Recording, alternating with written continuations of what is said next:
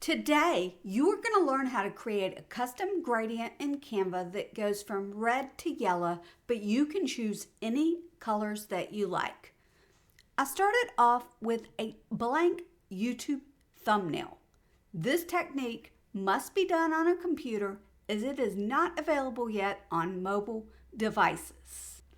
Go down here to More, and we're going to choose the Draw Beta app.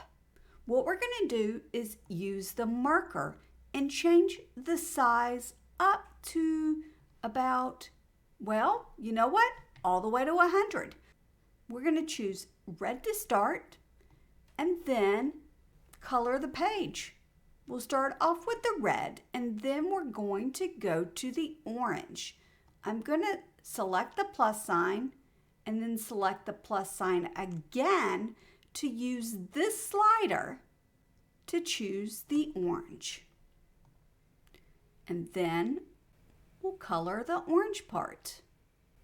The best part about this technique, let's go back to the slider and go to yellow, is that you can really customize this any way that you like. So if you want more yellow, add more yellow. If you want more red, add more red. And now we're going to click Done. You just want the whole thing covered. And now this is an image. We're going to click Edit Image.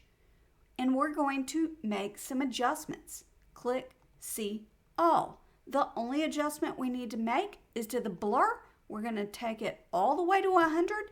In order to set this to the background, what you'll need to do is right click, Set Image as Background.